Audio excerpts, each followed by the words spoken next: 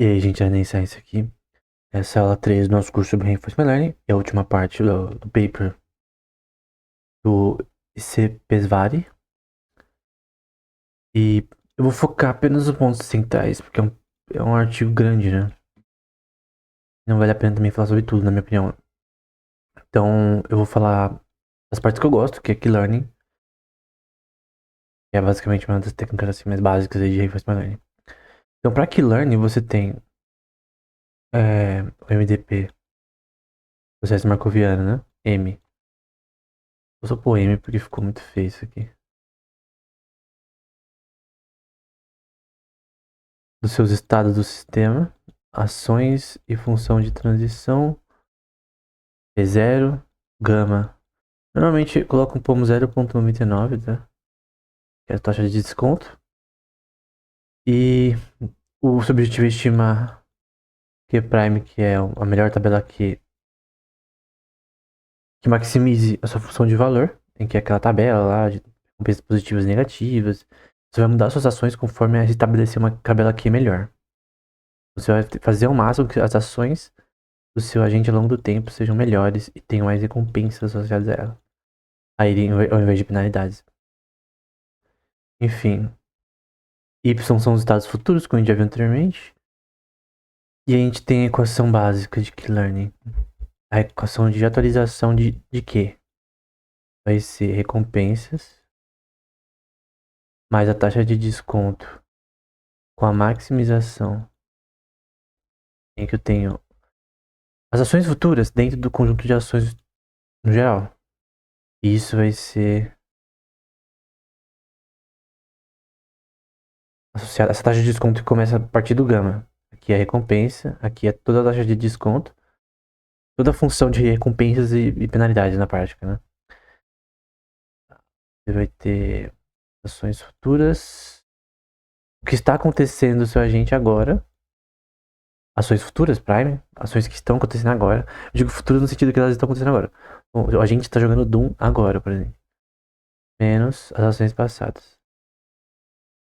XT, YT, ações futuras. Coisas que vão acontecer. E AT, né? Que é as ações passadas.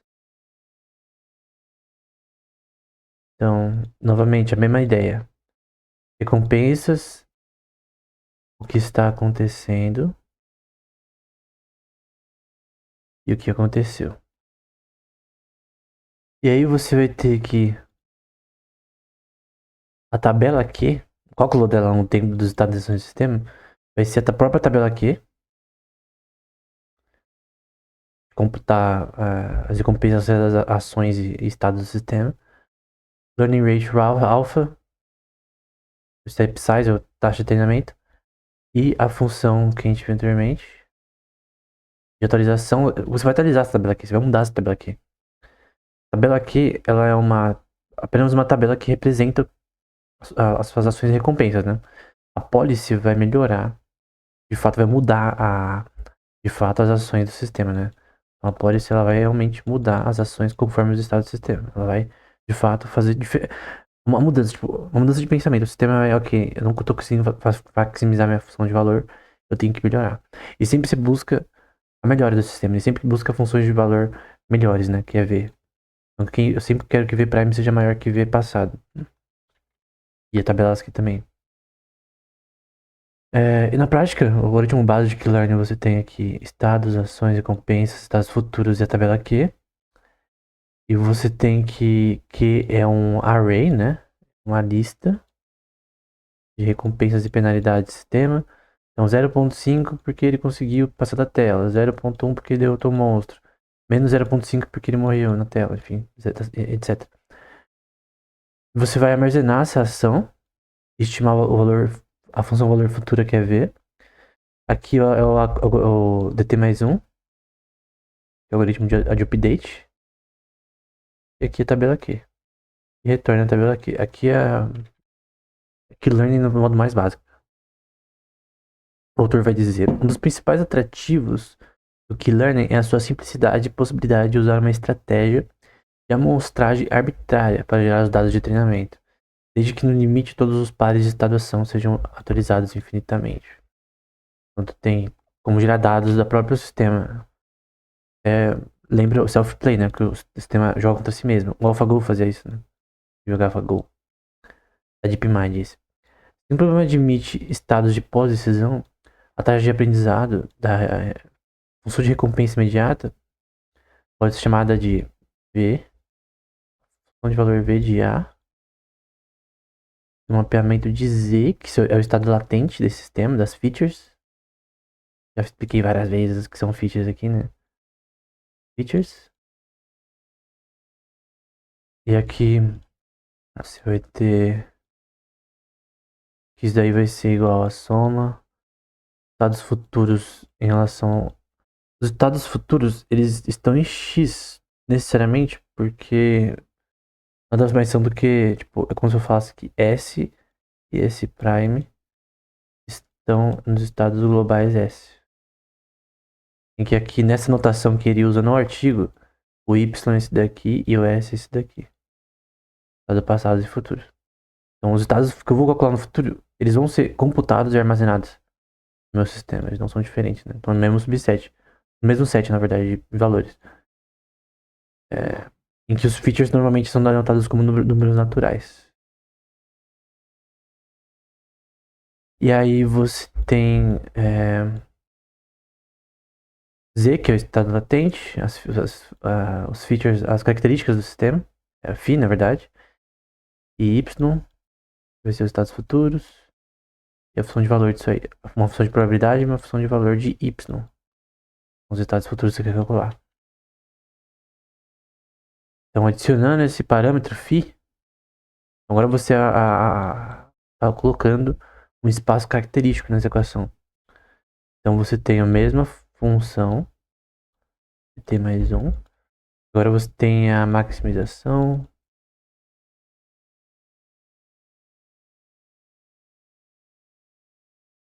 T mais 1. Recompensas. A maximização de desconto das ações futuras em relação às passadas, né? Eu quero melhorar meu sistema. A função θ do parâmetro. E φ, que é o espaço característico, né? Aí você relaciona isso com os estados futuros y e ações futuras, né? Aqui é o que aconteceu. O que está acontecendo, na verdade. Taxa de desconto que está acontecendo e o que já aconteceu, né? Que é transposto de θ, que é um parâmetro, e φ, que é o espaço característico com os estados passados e ações passadas. E θ, né? Padrão ali, também vai usar φ. Então, a adição aqui de um espaço característico. Eu já expliquei em outras aulas várias vezes, né? Não vou repetir de novo. Eu já me repito demais esse curso. E aí você tem a extensão, uma função de aproximação paramétrica, né? Desse Key Learning. Em que você vai ter o algoritmo T mais 1 igual a θt mais learning rate, algoritmo de atualização, tabela aqui com esse parâmetro agora junto, e um gradient descent da tabela aqui. Você vai melhorar a tabela aqui, você vai fazer que ela cada vez mais, ela calcule o erro que ela tem nela. Porque minha maximização de valor não está acontecendo dos estados passados. Aqui é um gradiente. Lembra que esse triângulo contrário é um gradiente que vai agir em Q também. Ah, tem uma coisa importante, do FI, né? Falando ali que FI é um mapeamento dos estados e ações para números reais, o que é importante. Embora intrinsecamente eles são números naturais. A ideia do θi é tratar cada componente θi como um parâmetro vetorial de estimar a representação φ. Então, essa é a ideia, né? Porque aqui φ não, na verdade, para representar, o θi vai representar xy, vai representar os dados x e as suas ações, na verdade. Ele vai representar essas duas coisas.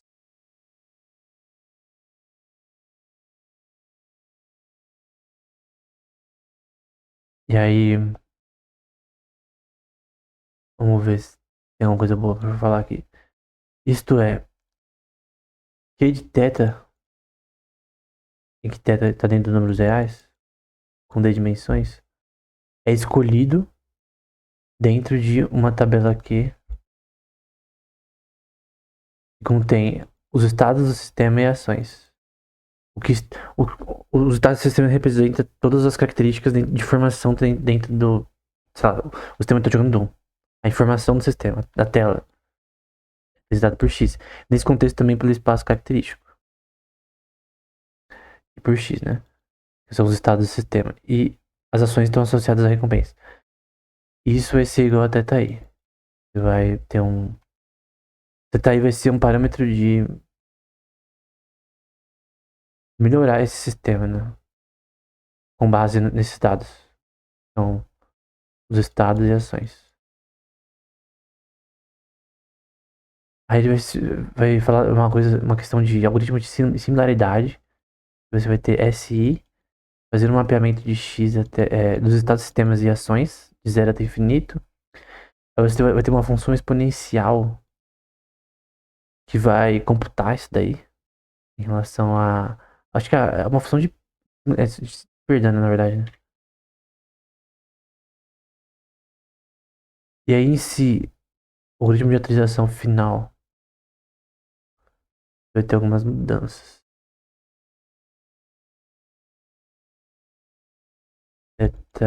Delta T mais 1, adicionando com um parâmetro ionésimo aqui. Você vai adicionar XI e AI. Vai adicionar estados e ações do sistema. Em contrapartida ao anterior, né? Cadê? O anterior, você pode ver que ele tinha a tabela Q, estados passados e ações. Esse que tinha o anterior. É assim que descrevia os estados passados. Aqui, eles são, em vez de ser escrito assim,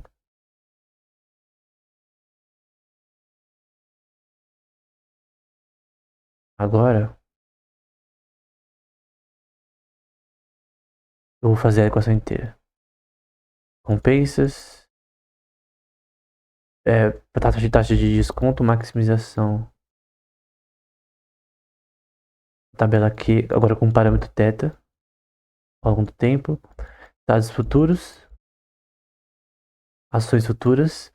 E agora a parte importante, a parte que muda. Menos. Primeiro, você tem a adição de θ, que é esse algoritmo aqui.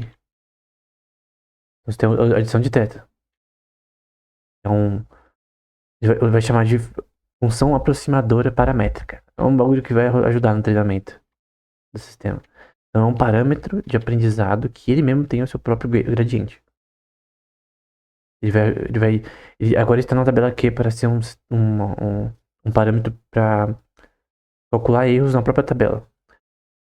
Então agora, ao invés disso daqui, a gente tem o parâmetro que foi adicionado,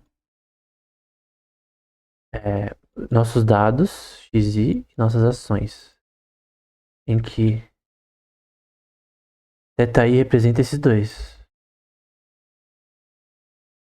Por isso que tá dessa forma. Pô, aqui tá óbvio que ele representa esses dois. Então a mudança no algoritmo é essa, né? Deixa eu ver se é só isso. É só isso, essa é a mudança. Tem agora um parâmetro adicionado para melhorar o aprendizado. Então o que mudou foi a adição de θ, né, na prática. E aí, ao cálculo do próprio θ, você vai ter os estados passados agora, né? Com essa função exponencial aqui. Esse tal de SI. Então isso daqui, exponencial, que vai fazer tipo uma função de erro ali. Agora ela vai estar aqui agindo nos estados passados, né? Então, basicamente isso, esse θ aqui com T mais 1, ele basicamente vira algo que vai fazer o aprendizado da tabela aqui ficar ainda mais eficiente. O algoritmo em si, você vai ter uma implementação desse sistema. Aqui você tem os dados, estado do sistema, ações, recompensas e estados futuros. E uma lista de transições deles. Θ é o regressor de parâmetros. Aí você vai ter o loop, em que você vai ter o cálculo das recompensas, a maximização da função de desconto, penalidade, etc. A tabela Q em si, aqui. E você armazenar esses dados e depois atualizar esses dados, né? E retornar θ. Sempre que você vai querer θs melhores, né? Você vai querer algoritmos que vão ser melhores que os outros em relação à eficiência. E que no fim vai gerar ações melhores, porque se suas recompensas de fato estão dando recompensas da forma correta, o seu agente vai melhorar, ele vai ter mais resultado. Porque ele só ganha um resultado quando ele faz ações que realmente maximizam. Assim, ações que realmente fazem, por exemplo, o Super Mario vencer a tela. Ou o sistema de ar que joga contra, por exemplo, que passa dos bichos lá. Eu acho contra muito difícil. É um jogo de arminha, né? Do DOS, né, por exemplo. Não sei se era do DOS, mas enfim, é bem complexo jogar contra. Então, tu tem que ter uma noção de ambiente muito alta, na minha opinião. Ok, aquele foi uma forma diferente de key learning, com um parâmetro θ de aproximação da função. Agora o mais famoso de todos, que é o SARSA, né? É estado, ação, recompensa, estado, ação. Eu acho que aqui é Prime, se não me engano. Então o SARSA é basicamente um algoritmo muito conhecido, um dos mais conhecidos. Aqui você tem recompensas, o que está acontecendo no sistema, né? Estados futuros, ações futuras e os estados passados e ações também. Tabela aqui é o mesmo esquema, tabela aqui em si, taxa de aprendizado e o algoritmo anterior aqui. Não mudou nada, então não vou digitar novamente. Aqui os estados futuros e recompensas são uma distribuição de probabilidade dos estados e ações, obviamente. E aí você tem que achar o estado, ação atual, próxima recompensa, próximo estado, próxima ação. Ou seja, uma função de probabilidade dos estados, ação, recompensa, estado futuro e ação futura. Que a pólice é fixa. Que é a pólice das ações da do S. E aí, a função em si vai ser... Aqui você tem um espaço característico também. Lembra que é ZT mais 1 e age em ST mais 1 no contexto desse paper. Como eu já falei na outra aula. Isso vai ser igual a φ dos estados e ações do sistema. E φ é basicamente um mapeamento que a gente já viu várias vezes. De ações... de estados para ações que vai dar números reais. E no fim você vai ter aqui a função de autorização com recompensas. Função de valor menos a tabela aqui. Então na prática você vai ter aqui, ó, estados, ações, recompensas, estados futuros, ações futuras, é uma adição do tuple, θ e z, em que θ é um parâmetro para otimização e z é o espaço característico.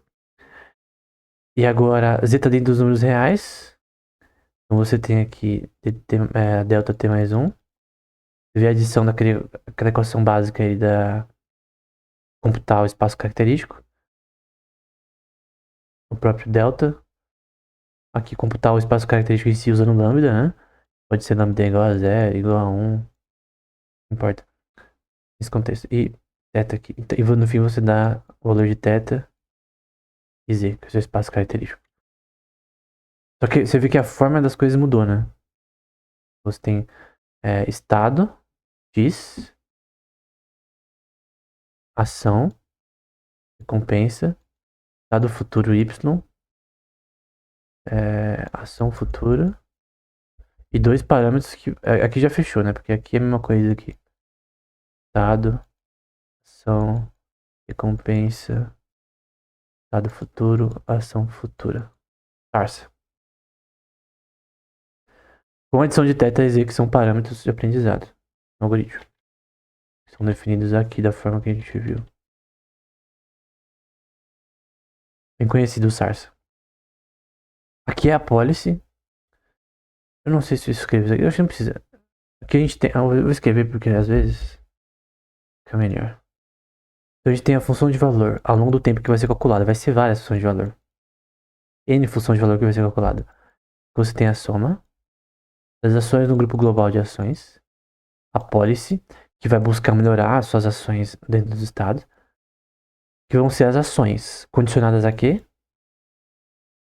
Liuma Doridumas a estados futuros. Isso mesmo. Tem aqui, ok, é a policy. Uma função probabilística para melhorar minhas ações do meu agente. Agora eu vou ter a minha tabela aqui com o parâmetro θ, que é um gradiente em si mesmo. Estados futuros e ações passadas. Aqui normal. E isso vai dar parâmetro θ e a soma de ações no grupo global de ações da policy P de A dados estados futuros. Aqui não mudou nada por enquanto. Tá difícil esse negócio. Ui. Y não tem mais um. Estados futuros aqui. E agora a parte que muda também é o espaço característico.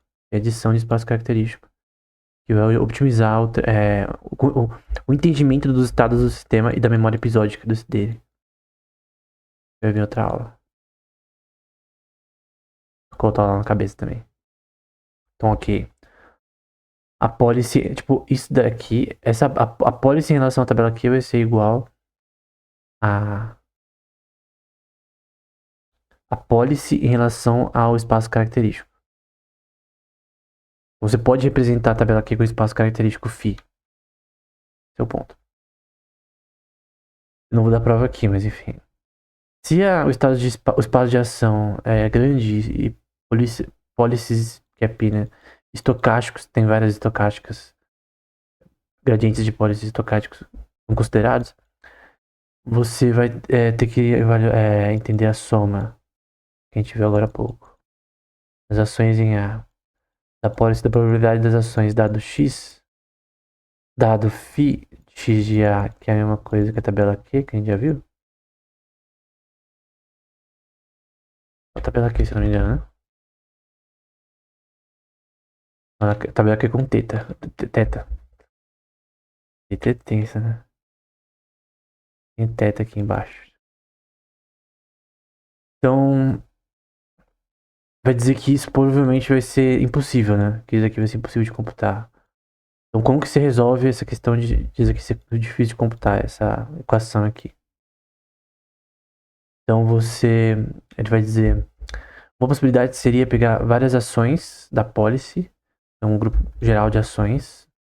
Você vê que tá prime aqui, que é ações futuras, e aproximar isso para uma policy dos estados futuros.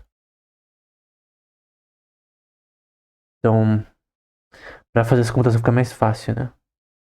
Aí a função de valor vira a tabela Q das ações dos estados futuros e ações futuras.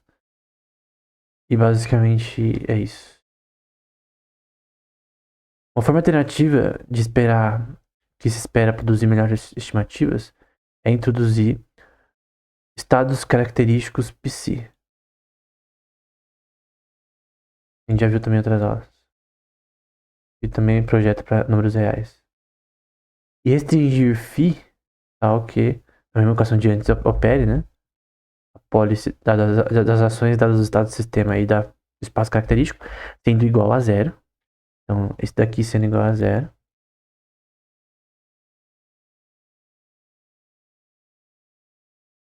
Para cada x em x, o global. E definir a tabela Q como essa equação aqui, né? Que a gente já viu anteriormente. Vira o parâmetro de optimização θ. E essa função psi dos estados mais φ dos estados. Então, esse aqui é um mapeamento para estados, né? Aqui é um mapeamento para estados. Eu tenho o Doom aqui. Eu tava jogando Doom agora há pouco. No Doom tem minha arminha aqui. Tem os monstros vindo. Tenho passagens aqui. Caminhos, etc. Tem uma caixa aqui. Eu posso atirar no bicho. O ponto é... Se ele vai agir em X, certo? Ele é um mapeamento para números reais dos estados do sistema. E X é igual a N estados do sistema. E os estados do sistema são o quê? São os frames por segundo. Então, a informação dentro do jogo Doom, ao longo dos frames por segundo. O ponto é, se age nisso, nesses estados. E o espaço característico vai agir nos dois. Então você tem estados característicos, um deles, né?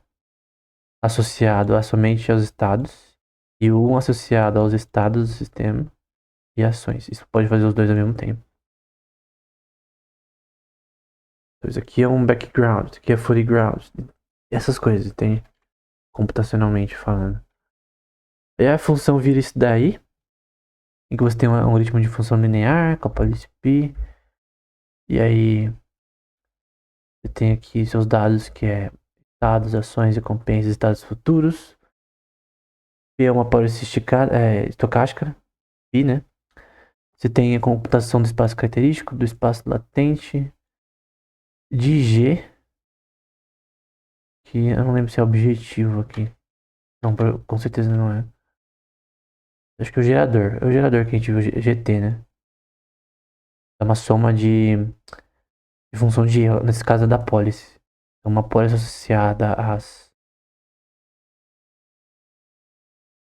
associada aos estados futuros, e espaço característico dos estados futuros, e ações, que também é B que também é associado também ao cálculo atrelado ao espaço latente, recompensas. E no fim, no caso que você quer retornar θ. Esse A inverso de B estava na outra aula, eu acho. Eu não lembro exatamente a equação, mas eu não vou voltar até lá. Mas eu acho que na aula passada essa equação foi descrita. Equação certinha disso aqui. Tem uma equação certinha em relação a isso. Enfim. E pra gente acabando, embora vai ter mais uma parte a mais, um bônus, né?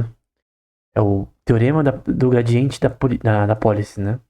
Vamos assumir uma cadeia de Markov resultando de uma pólice P de W, que é ergódica. Não importa a escolha de W.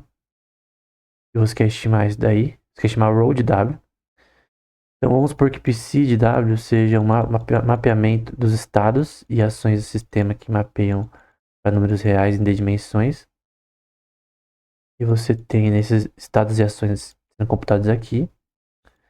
Isso vai ser igual a derivada de W. W é algo que vai melhorar π. Algo que vai melhorar a pólice. A própria pólice. É um parâmetro.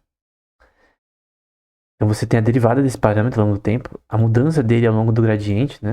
Então ela tem a estrutura topológica aqui, que define minha função não convexa. Desenho muito mal. Desenhar melhor aqui.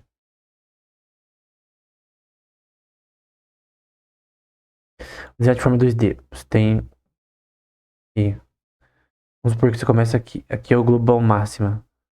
Que é a parte mais alta da função. E aí você vai descendo na função até as partes mais baixas dessa função não convexa. E achar as partes mais baixas dessa função. Desenho muito mal, né? Mas enfim. O ponto é que isso aqui define como foi essa relação. Aí você pega isso do logaritmo de π de W. Tendo em vista as ações dado x. Por que as ações dado x? que a gente quer optimizar. Se a gente quer calcular como as ações dele podem melhorar ao longo dos estados do sistema, como o seu personagem, a gente que tá jogando Doom, pode melhorar a mira e etc. E entender o que tá acontecendo no mapa. Quais ações ele deve executar em relação aos estados do sistema. O sistema derivada da curva de erro associada a ações dentro desses estados. Aí você vai ter que se sendo um mapeamento de X para as ações também. Só que o mapeamento dos números reais de dimensões de W, dimensões desse cálculo de paramétrico de erro do sistema. Para melhorar seu agente. Essa ação de espaço vai ser dA dimensões de um espaço euclidiano. Aí ele disse que poderia usar métodos funções de Gauss. Aí ele diz, vamos supor que x é um sample estacionário com a pólice P de W, computando a tabela Q P de W. Então, W vai ser um parametrizador da tabela Q. E H é uma função arbitrária, fechada. O gradiente em si dessa pólice vai ser o gradiente de W, que é um parâmetro que vai melhorar nosso aprendizado, de ρ de W, que é exatamente o que ele pediu anteriormente. O gradiente final. Então, o gradiente final é ρ de W. Isso aqui é uma pólice, aqui é o gradiente final. Se tu quer no final é isso aqui. Quer saber, ok, nessa função não convexa, como eu acho o global minimus, como eu minimizo o erro. E para minimizar o erro, essa minimização de erro, ela está condicionada a ações e estados. Ela não, tipo, não é uma equação sem valor, sem motivo, sem razão. Isso daqui tu quer entender o que seu agente está fazendo ao longo dos estados e como ele melhorar seu erro. E o erro que ele vai melhorar é o erro, entre aspas, físico. Então seu personagem tá atirando no Doom que nem um idiota pra cima e tá morrendo. Ok, ele tem que mudar suas ações. São ações que realmente existem, né? Esse algoritmo não está. A equação ela não tá totalmente. Ela não é independente da realidade do agente, né? Matemática aplicada sempre é assim, mas aqui tem uma função real, tipo, de melhorar o agente em seu aprendizado. Isso vai ser igual ao valor esperado, que ele vai chamar de G de W. Seria a estimação desse gradiente. Então é descida de gradiente, como a gente já viu anteriormente. E aí você tem. No fim vai gerar um gerador chamado G de T. Já viu o que é gerador? Então você vai ter a sua target network, ou tabela Q que você quer calcular no futuro. A melhor tabela Q possível dentre as tabela Qs que você calculou. Sempre que a tabela Q, o chapeuzinho em cima, tem que ser melhor. Tô colocando mais de melhor. Mais eficiente do que a passada. Menos um. E aí. Eu vou fazer a equação inteira. A tabela Q que você quer calcular, que vai ser uma função da dados do sistema. Ações. H que eu esqueci o que é. Eu realmente esqueci.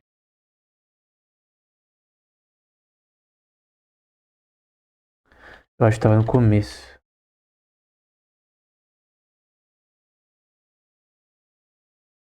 Bom. Não, na verdade, eu acho que tá depois. Tô confundindo. Se não me engano, a explicação de H tá aqui. É. Vou até falar já, né? H, ele reduz a variância do gradiente na estimativa. Tal que vai aumentar a velocidade da taxa de convergência do algoritmo. Ou seja, vai ser mais rápido para convergir para ter o resultado que deveria ter. E H é igual a função de valor da pólice com W e T. Então, a função de valor, ela tem a pólice, que vai melhorar a função de valor. E W vai melhorar a própria pólice. ao longo do tempo ter. Um H é isso. Um H é isso aí. Eu vou até pôr aqui. É VPWT. Não ficou muito bom, não.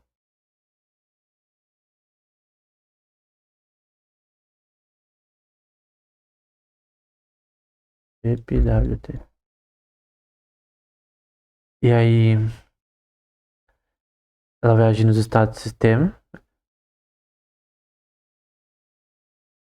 dado uma função de mapeamento de estados para números reais, que vai ser psi, com W, que vai ser um parametrizador disso, ele vai melhorar isso aqui. Pensa como W como um auxiliador, um suporte, ele vai melhorar o negócio. Ele vai melhorar a psi, ele vai melhorar a compreensão do sistema dos seus estados e ações.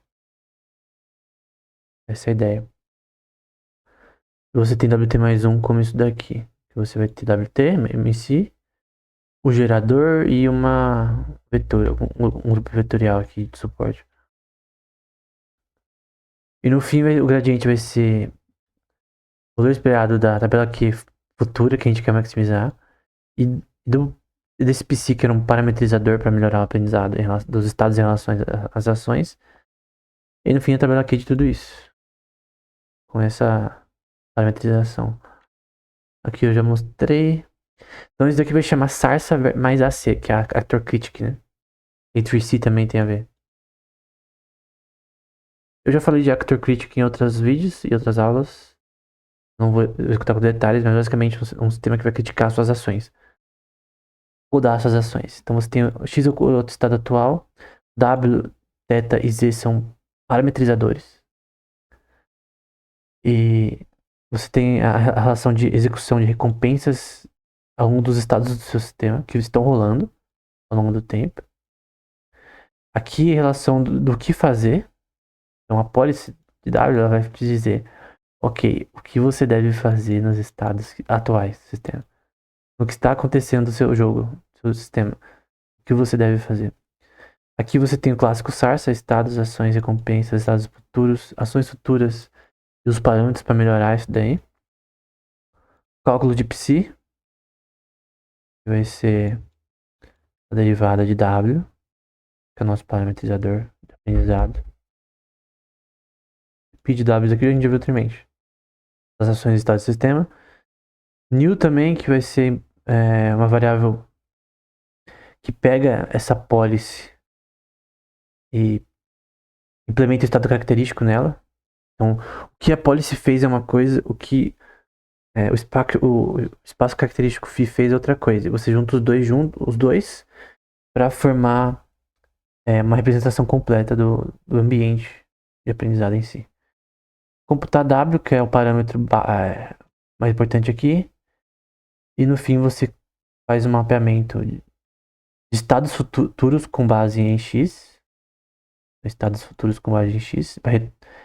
E ações futuras, a prime, base em A. Difícil negócio, hein? Aqui. Deixa eu arrumar. Agora a gente vai meio que. Já acabou os que a gente já viu os algoritmos. Agora a gente vai pra uma parte mais teórica, né? Até opcional, caso você queira já ir pra próxima, mas enfim.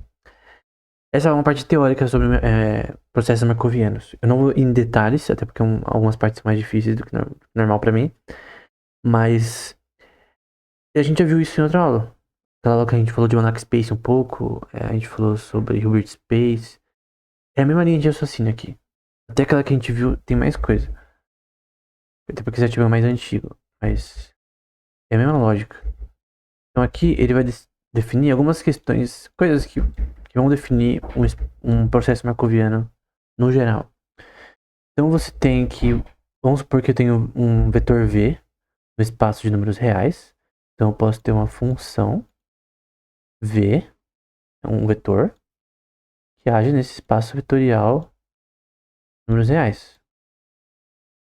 Que é uma norma em V, em que algumas coisas seguem, algumas regras. Então f de new é igual a 0. em que eu tenho vários new no new global, e é igual a zero. Para cada lambda no espaço geral, números reais. A gente viu lambda também em alguns algoritmos. Você vai ter que, além disso daqui, você pode fazer uma função de lambda com esses vetores. Isso aqui é importante porque tem algoritmos que você usa lambda dessa forma. Então, ele está definindo como que funciona. Aqui é o norm da lambda. Eu já expliquei o que é isso daqui. Em outra aula. E new. Então você pode fazer equações, funções, usando lambda e new. Usando uma constante e vetores nesse contexto. De números reais.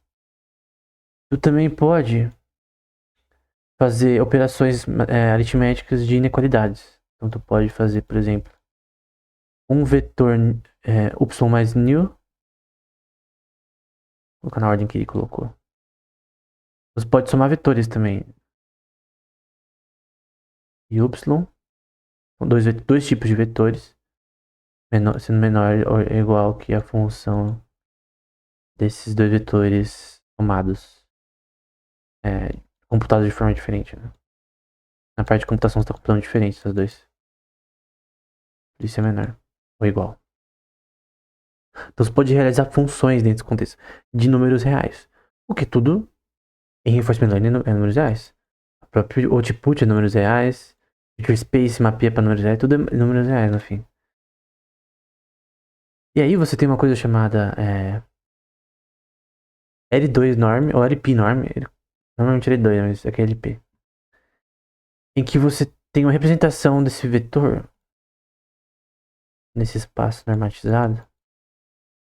Em que esse símbolo, um double norm aqui, é uma expressão quadrática. Em que você tem a soma do norm que a gente viu aqui.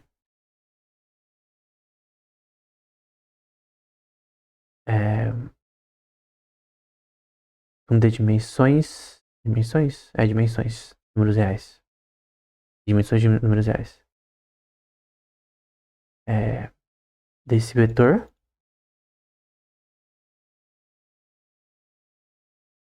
De 1 menos P. Quando a norma é 2, você faz 1 dividido por 2 que vai dar a raiz quadrada, né? Porque qualquer coisa elevada a 1 sobre 2 é a raiz quadrada dessa coisa. Mas aqui, como você tem n p's, quando a norma é L2, aí você eleva a 1 sobre 2, né? Aqui também P vira 2, mas então seria assim.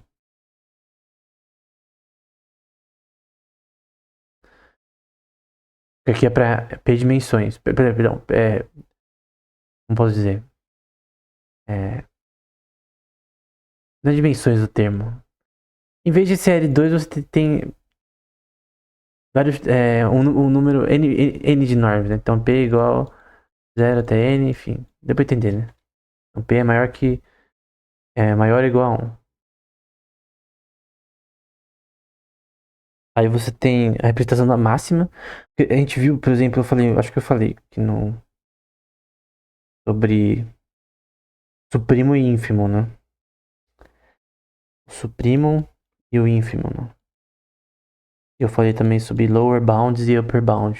Então, o que é uma lower bound e upper bound? Lembra aquele exemplo que eu usei do Call of Duty ou GTA 6? Eu não consigo jogar GTA 6 no PC da Xuxa, no Celeron. Por quê? Porque é simplesmente impossível. Tu precisa ter uma capacidade computacional mínima até um limite de. Um limite mínimo de. Não, o mínimo de dissipação de energia, que é o limite de Landauer, para computar bits de informação. Se não me engano, é a constante de Boltzmann. Eu acho que é B log 2, alguma coisa assim. Bits de informação. Constante de Boltzmann é uma constante de gás, né? Então tu precisa. Não é gás do tipo que você talvez pegue. É gás no sentido. Constante de gases mesmo. Bem que também tem a ver. Mas o grande ponto é que tu tem que ter um mínimo de dissipação de energia para gerar algoritmos. Pode ser definido como uma complexidade como Gorov. Se você minimizar um algoritmo FG de x.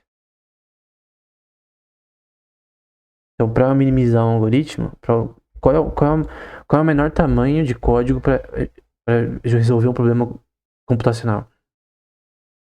E nesse contexto, a gente tem a lower bound, que é o mínimo necessário para isso. Você tem um supremo e o ínfimo para uma lower bound. E uma upper bound, que é computacionalmente mais difícil que uma lower bound, obviamente.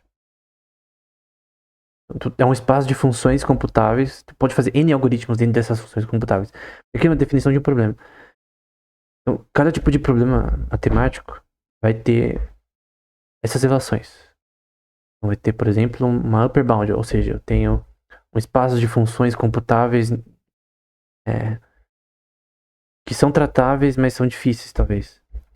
E normalmente, quando a gente fala sobre reinforcement learning, a gente está falando de um supremo, de um upper bound. E aqui, vamos supor que aqui é um Hilbert space. Basicamente, tu tem um vetor que é representado dessa forma. Então, é a soma nesse espaço de números reais, elevado a 1 menos p, e p até n, né? E você tem a maximização desse sistema, né? Ou seja, é o estado máximo em que esse vetor pode se encontrar. Em que aqui isso vai de 0 até 1, tá?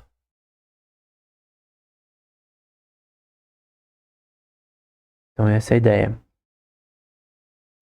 Então isso daqui é interessante para computar números reais, né? Porque basicamente a convergência que você vai ter aqui em equações vai ser... Mesmo de 0 até 1, tu tem uma convergência bem interessante, né? O espaço aqui de computações, eu posso gerar funções semicomputáveis de 0 até 1, essa é a ideia. Aqui é a maximização disso. Existe a maximização desse vetor. E não é um vetor isolado também. Esse vetor pode estar associado a funções dentro desse espaço. Então aqui define no espaço de números reais a maximização disso. Você nunca vai atingir isso daqui, tá? Mas é só uma definição que existe isso. Aí você pode fazer uma relação de que você pega a norma do vetor, e se P, no caso, que é o P que a gente viu aqui, né? Se esse P aqui for maior que 1 ou igual e menor que infinito, então, se isso acontecer aqui, vai ser isso, né? P é menor ou igual a 1 ou menor que infinito. A maximização desse vetor, dessa norma, ela só vai acontecer quando o P for infinito. Então isso só vai ocorrer quando o P for infinito. Quando esse P aqui for infinito. Dentro de espaços de funções computáveis e elementos no Hilbert space, David. Então, de outra forma. De forma mais simples. Aqui é o espaço de funções computáveis, aqui é a maximização de todos os estados desse Hilbert space. Eu não creio que isso aqui seja computável no nosso ambiente. Mas enfim, ele só é... Aqui é a maximização de tudo isso, né? Similarmente, alguém pode definir normas de espaços de funções. Por exemplo, V é um vetor de espaço de funções no domínio X. É interessante, porque X são os nossos dados, né? No sistema, nesse contexto. Então você pode definir uma função de espaço de funções infinito, entre aspas, em que você tem o supremo, ou seja, sei lá, eu vou fazer assim, ó. Aqui é o supremo, aqui é o ínfimo. Nesse espaço de computações, isso daqui é mais fácil de você computar. Ok? Isso daqui é mais difícil. Pegou isso aqui, já tá bom. Então, e você vai pegar o supremo dessa função, que é mais escalável, né? Então, dentro de todos os elementos de x global, todos os meus estados, eu quero fazer uma função semicomputável que ela consegue realizar operações aqui é, sem errar, assim. Essas operações são possíveis em números reais. Não é possível fazer computações de 0 até 1 envolvendo recompensas num sistema de aprendizado de reforço. Agora, a convergência disso daí, né? Vai falar aqui que V é igual a V no espaço normatizado. E eu tenho o new elements. Então, new 1, new 2, até new n elementos em V, que é uma sequência de vetores dentro dos números naturais. Que é interessante porque, como a gente viu usando os números naturais também aqui, principalmente para estados do sistema. E vai ser dito que essa sequência, n maior que zero, obviamente números naturais maior que zero, ela converge para um vetor na norma que o limite se aproxima de zero. É basicamente uma soma, tá? É uma integral de n até infinito. Eu sempre confundo o y com nu. Pode socar o alfabeto grego. Não posso socar quem fez porque já morreu há muito tempo. Então você tem new n elementos, menos new, o que já foi. Vai ser igual a zero. Por que vai ser igual a zero? Porque vai ser uma integral que vai convergir. Não representa isso. Eu posso representar assim, será?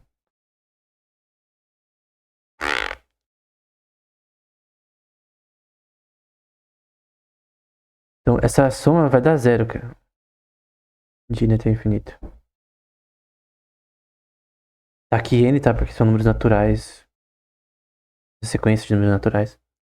Mas aqui converge pra zero. É uma soma que no fim vai dar zero. Ela tende a ir pra zero. Que é muito importante. Porque isso aqui vira uma sequência de Cauchy por causa disso.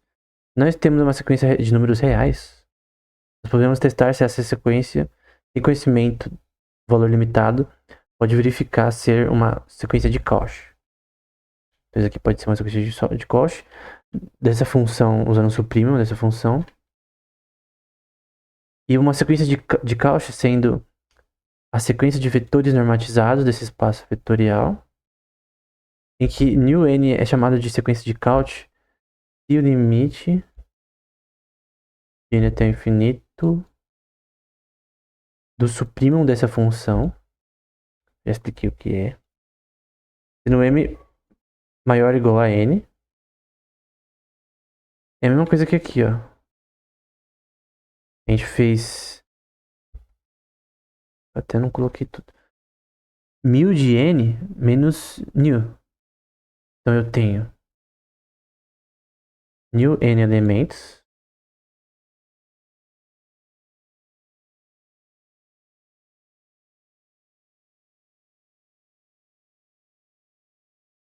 e eu faço isso daí menos new.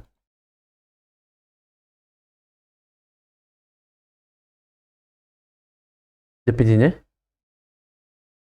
New é uma seção menor. Pera. Menor?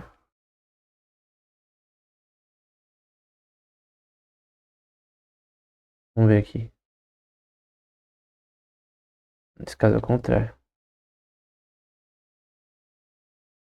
Nesse caso, n menos m. No caso, isso daqui vai ser maior ou igual que n. Então, como posso explicar isso daqui? É uma função que vai ter espaço normativo, uma convergência de Cauchy, em que vai ser n elementos menos. Tô desenhando sempre errado. Finge que eu escrevi new em vez de mil em grego. Menos 1000 elementos. Assim fica mais fácil explicar. Em que m é maior ou igual a n. Então esse espaço vai ser maior ou igual a esse, no caso. O espaço normatizado de V é chamado completo se a sequência de Cauchy em V é convergente para a norma do espaço. Isso vai virar uma teorema da convergência monotônica de Lebesgue. Então, Lebesgue, por ser uma sequência de Cauchy também. E eu já mostrei isso daqui em vários vídeos, né? Que isso aqui é muito importante. Convergência monotônica de Lebesgue é extremamente importante para definir até é possível que nossas recompensas dadas por a gente melhorem continuamente. Aí vai pra lei de Pearson, que a gente já viu entrar aula. Mas enfim. E tudo isso dentro de um Banach Space. É diferente de Hilbert Space. É que tem vários tipos de espaços, né? Nesse contexto, mas um completo espaço normatizado. Um espaço completamente normatizado. É chamado de Banach Space. Então essa é a visão de que no ambiente de processos markovianos você tem Banach Space. Um resultado poderoso na teoria de Banach Space associada a mapas de contração, que vai ser importante nesse contexto, que vai ser chamado de mapas de Lipstein, acho que é uma coisa assim. E a gente já viu outra aula também, aqui no Hilbert Space. Então você tem um espaço normativizado V, você tem um mapa de mapeamentos entre funções em V, que é essa função de Lipschitz. E você tem Y e nu em V, e você tem essa relação, essa inequalidade, em que se T é uma não expansão se L for menor ou igual a 1, que é esse L aqui, se L for menor ou igual a 1, é chamado de contração se L for menor que 1. Sempre, né? Nesse caso, L é chamado de contração pelo fator de T e T chamado de L contração. Enfim. Então, nesse espaço normatizado, você tem contrações topológicas descritas por essa relação. Então, em que se T é um mapeamento. Então, você tem um mapeamento normatizado de contrações e expansões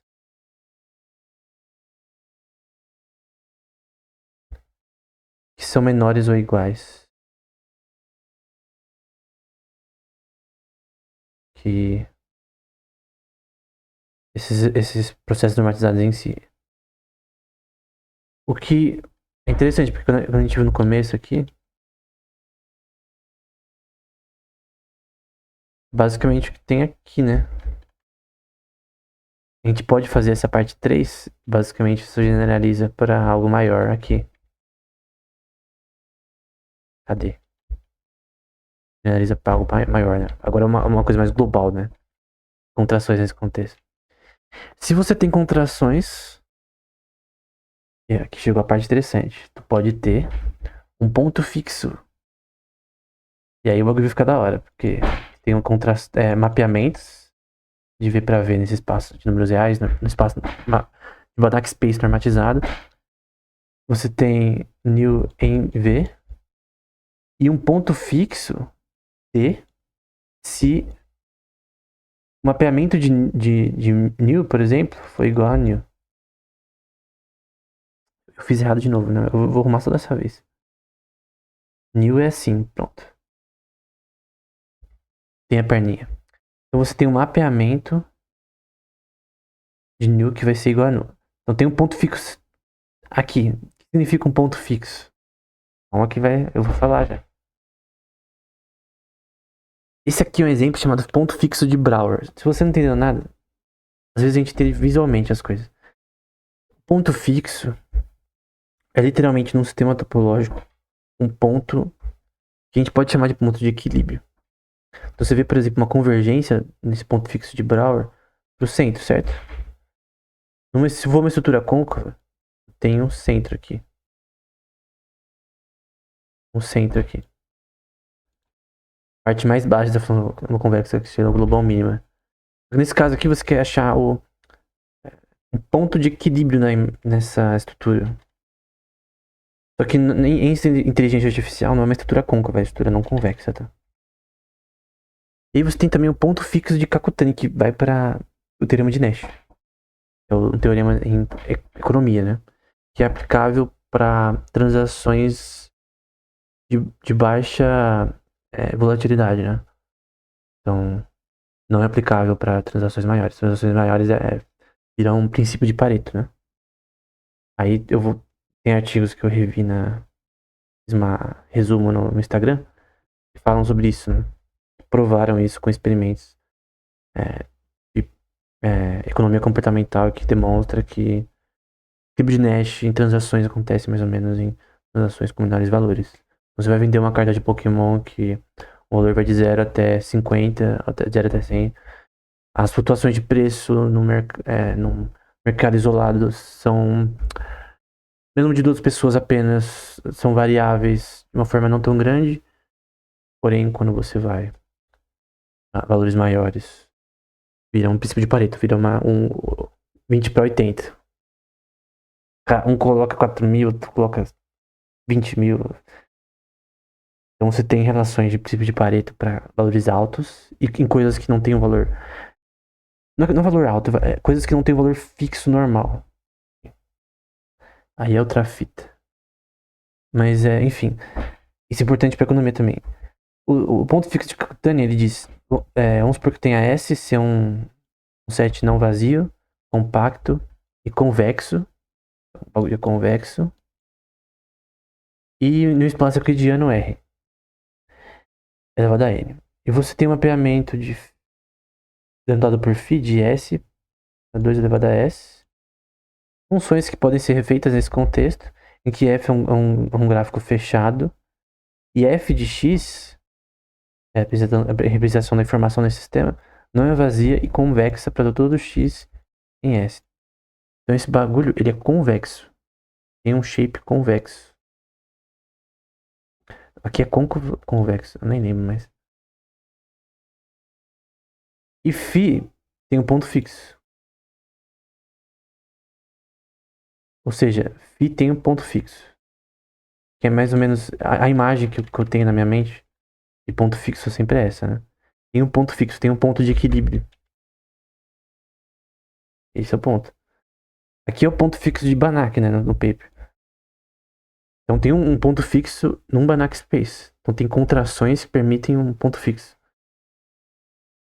Vamos supor que o Banach space seja um mapeamento de T de V para V. T tem um ponto fixo único. Único. Esse é o ponto. Para cada new em V, tal que a soma desses vetores no espaço normatizado vai ser um mapa desses n vetores. Então eu tenho n vetores, eu tenho um mapa desses n vetores e descreve uma estrutura topológica, tá? Tridimensional, sei lá. N-dimensional. Onde new tem um ponto fixo único de convergência geométrica. Que é descrito dessa forma. Que é descrito também dessa forma. Cadê? É descrita dessa forma também pela contração, mas no espaço probabilístico, a convergência monotônica de Lesberg ela vai ser igual a zero. Tem equações de outras aulas que poderiam me ajudar aqui, né? Aqui o ponto fixo de Banach explicado agora eu tô usando o Wikipedia, tem uma explicação da hora. Vamos supor que eu tenho x e d, tem um espaço métrico, nesse caso de 0 até 1. E t é um mapeamento desse espaço, que é chamado de contração de x. Você tem que está dentro de 0 e 1, que é o mesmo ambiente de números reais dentro de Reinforcement Learning. E você tem que o mapeamento